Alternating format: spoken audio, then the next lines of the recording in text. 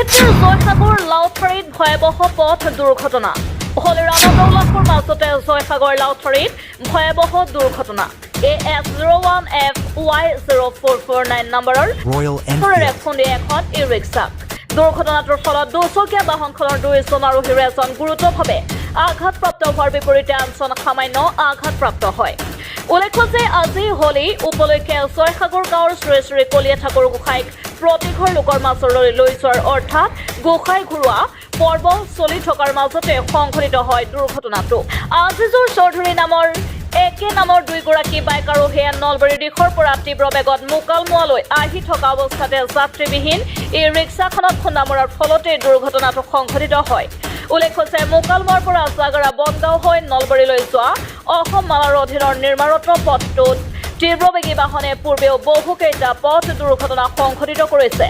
অৱশ্যে জিলা প্ৰশাসনে পথটিত সঘনাই সংঘটিত হোৱা দুৰ্ঘটনা ৰোধ কৰিবলৈ কি ভূমিকা পালন কৰে সেয়া লক্ষণীয় হ'ব। আজিজু চৌধুৰী ঘৰ ক'ত? তোমাৰ নাম? একে নাম? ক'ত ঘৰ তোমাৰ? মুঘলমা চকত। কিমান স্পীডত আছিল গাড়ীখন? কিমান স্পীডত আছিল? কি গাড়ী এখন? Royal Enfield 650। গাড়ী নাম্বাৰটো কৈ দিয়াচোন।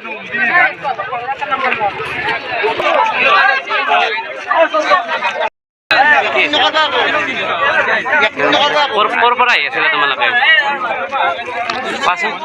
নামটো কোৱা, নামটো কোৱাচোন। ক'ৰ পৰা আহি আছিলে তুমি? নলবাৰীৰ পৰা। ক'ত যাই আছিলা? মুকালমা।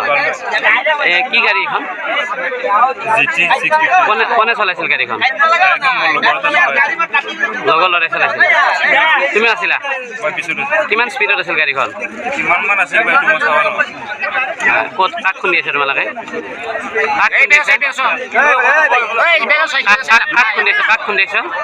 কাক খুন্দিয়াইছ? ই ৰিক্সাত মাৰিল নেকি? ই ৰিক্সাত মাৰিছে। কেইজন পেচেঞ্জাৰ আছিল নে? পেচেঞ্জাৰ আছিল নে গম পোৱা নাই। তেওঁৰ নাম কি?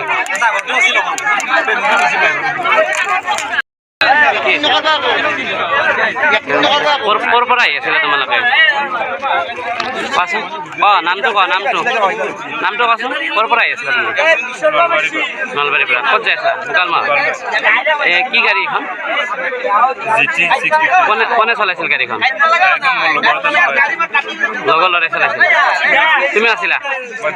কিমান স্পীডত আছিল গাড়ীখন? ক'ত কাক খুন্দি আছে তোমালোকে? কাক খুন্দিয়াইছ? ই ৰিক্সাত মাৰিল নেকি? ই ৰিক্সাত মাৰিছে। কেইজন পেচেঞ্জাৰ আছিল নে? পেচেঞ্জাৰ আছিল নে গম পোৱা নাই। তেওঁৰ নাম কি? নলবাৰীৰ পৰা চম্পক বৈশ্যৰ ৰিপৰ্ট, আছাম লোকেল নিউজ।